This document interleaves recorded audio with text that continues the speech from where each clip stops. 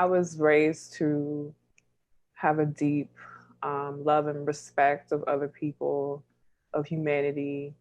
Um, and it's important for me to be thinking with other people about how to um, build a better world, a more just world.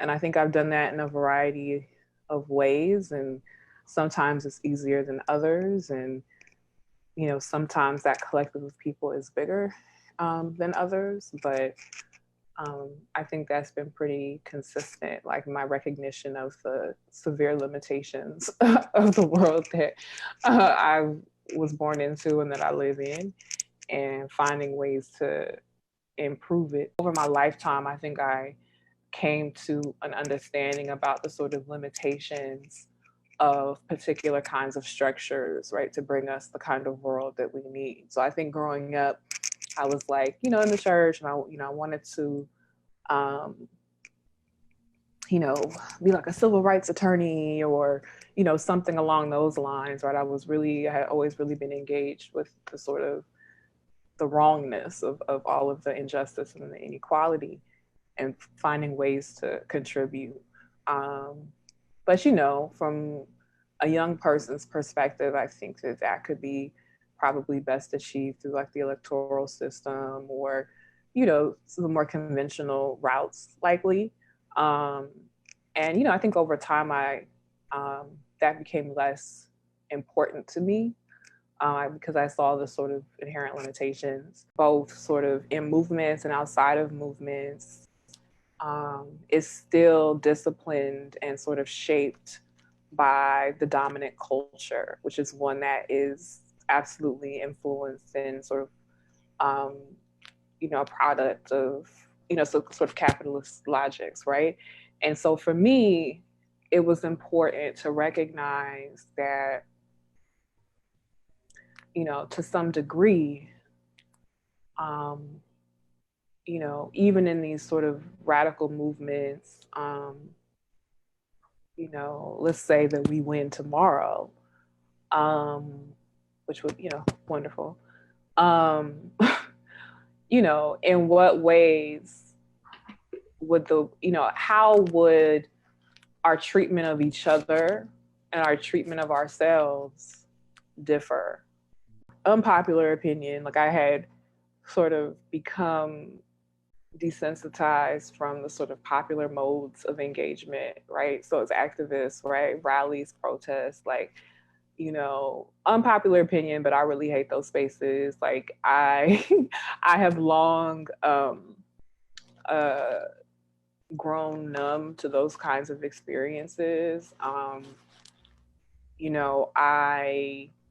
see the utility, so it's not like I don't think that they're fine, and I think they can do a lot in regards to gathering people, sort of igniting a spark in people.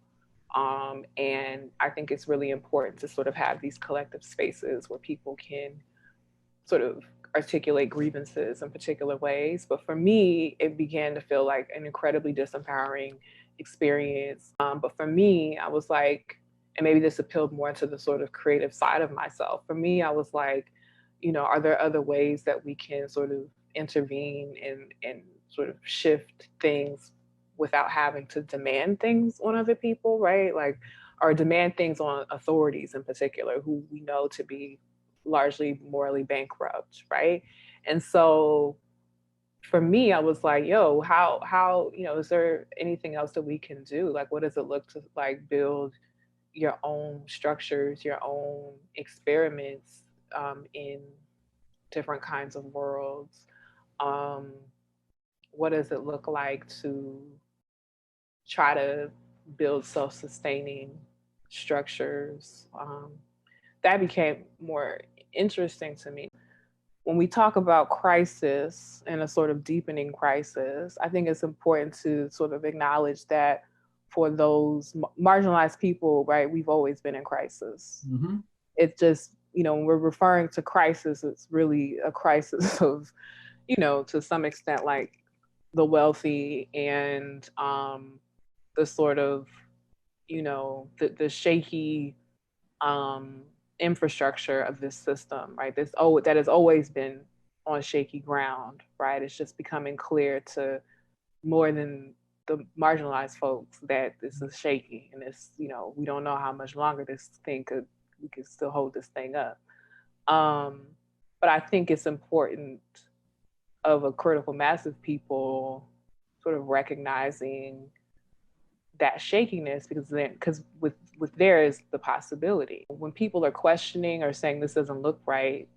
um, that's when it's folks like us or whomever to come in and say, well, look, how about this other way of doing things, or right, there may be these other ways of meeting our needs, um, that are not dependent on this shaky structure.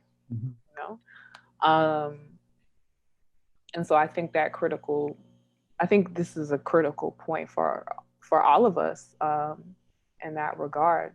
Why is Black leadership important to that process? I mean, I think there's a variety of ways into that question, but I think historically, right, when we think about what Black people have faced, what they've been up against in this country, and what they've been able to do, I think that there are particular insights and practices from Black communities that would be probably useful in thinking us through something else. And I think of that in regards to, if we could dream ourselves out of slavery, we can dream ourselves out of this moment as well, Mm. right? And so I think that there is something there, absolutely. It is the dreaming ourselves out of oppression, and then, working to do that, not just the dreaming, but the work. But it is in the resistance specifically, to be specific. Um, but it is also the sort of adage of making a way out of no way, right? If we can't see our way out of this, right? Um, making a way out of no way is something that we gonna have to do, right, to get to the next space. And so I think that, um, right, those sorts of imperatives are, um, particularly important for us as we think through the next step. And I think it's something that we, can point to numerous historical examples of Black people doing that. But I think, it's also the case for other kinds of marginalized groups as well, right?